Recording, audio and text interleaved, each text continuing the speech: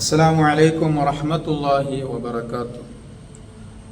അല്ലാഹു തആല നമുക്ക് നൽകിയ ഒരു വലിയ അനുഗ്രഹമാണ് നമ്മുടെ ആഫിയത്ത്, ആരോഗ്യം എന്നുള്ളത്. ഹബീബായ നബി സല്ലല്ലാഹു അലൈഹി വസല്ലമ തങ്ങൾ പഠിപ്പിച്ച ഒരു ഹദീസിൽ പ്രകാരം കാണാം.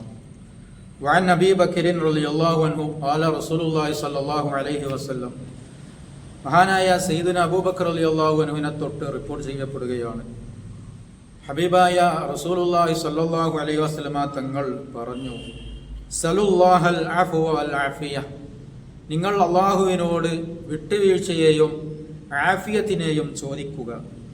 കാരണം ഫഇന്ന അഹദൻ ലം യുഅത ബഅദൽ യഖീനി ഖൈറൻ മിനൽ ആഫിയ, കാരണം യഖീനിന് ശേഷം, ഒരാൾ മുസ്ലിം ആയതിനു ശേഷം, വിശ്വാസിയായതിനു ശേഷം അള്ളാഹു ആഫിയത്തിനേക്കാൾ ഉത്തമമായ ഒരു കാര്യവും അവന് നൽകപ്പെട്ടിട്ടില്ല.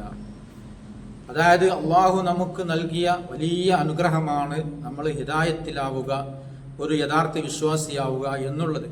എന്നാൽ അതിന് ശേഷം അവന് ലഭിക്കുന്നതിൽ വെച്ച് ഏറ്റവും വലിയ ഉത്തമമായ അനുഗ്രഹം അവൻ്റെ സമ്പത്തല്ല, അതല്ലെങ്കിൽ അവൻ്റെ മറ്റു ദുനിയവിയായ കാര്യങ്ങളല്ല, മറിച്ച് നമ്മുടെ ആരോഗ്യം, ആഫിയത്ത് നിലനിൽക്കുക എന്നുള്ളതാണ്.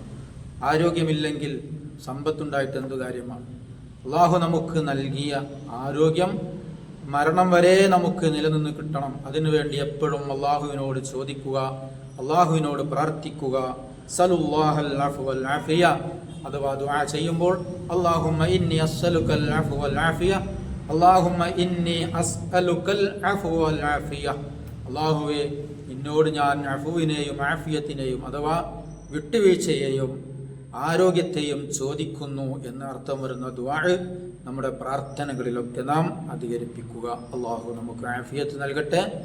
അസ്സലാമു അലൈക്കും വറഹ്മത്തുള്ളാഹി വബറകാതുഹു.